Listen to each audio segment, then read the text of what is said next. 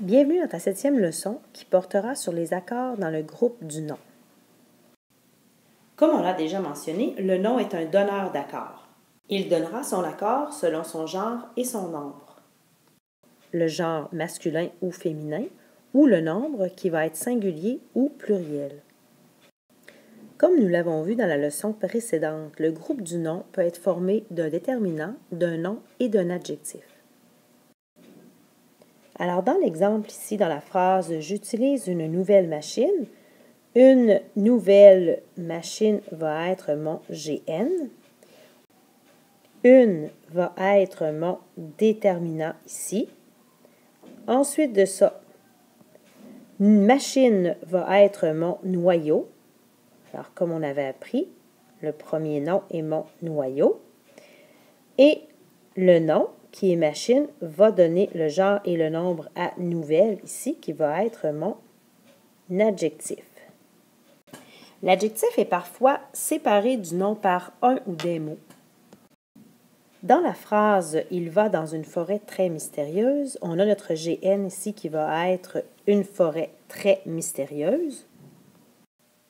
Nous avons en premier le déterminant une,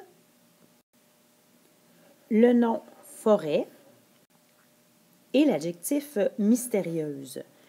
On voit ici notre nom forêt qui va être notre donneur d'accord, va donner l'accord à une ainsi qu'à mystérieuse. Et entre notre nom et notre adjectif, on va avoir ici un mot, très, qui va être un adverbe, qui va séparer le nom forêt et l'adjectif mystérieuse. Mais même s'il y a un mot qui sépare le nom et l'adjectif, le nom forêt va être le donneur d'accord pour l'adjectif ici mystérieuse. Parfois, le nom donne son genre et son nombre à plus d'un adjectif à la fois. Dans l'exemple ici, mes petits chiens préférés, on a notre GN qui est mes petits chiens préférés. On a notre adjectif ici qui est petit avec notre nom chien, avec notre autre adjectif ici qui est préféré. Le donneur d'accord va être le nom chien ici qui va être notre noyau, qui va venir donner l'accord à petit et à préféré. Le genre et le nombre de chiens va être masculin pluriel, donc préféré masculin pluriel aussi et petit masculin pluriel qui vont recevoir l'accord de notre nom chien qui est notre noyau. Dans notre autre exemple ici, une peur vive et soudaine qui est notre GN, on a ici notre nom qui va être notre noyau. Alors, ça va être peur ici qui va être le donneur d'accord. Vive qui va être notre premier adjectif qui va nous indiquer comment est la peur. Et ici, un autre adjectif qui va être soudaine. Ici, le nom va donner l'accord à vive et à soudaine. Le genre et le nombre de peur, alors, va être féminin singulier, qui va donner l'accord à vive au féminin singulier et soudaine aussi féminin singulier. Une dernière chose avant de terminer, on a un adjectif qui complète des noms unis par « et ». Dans notre exemple, ici, j'entends un bruit et un cri inquiétant.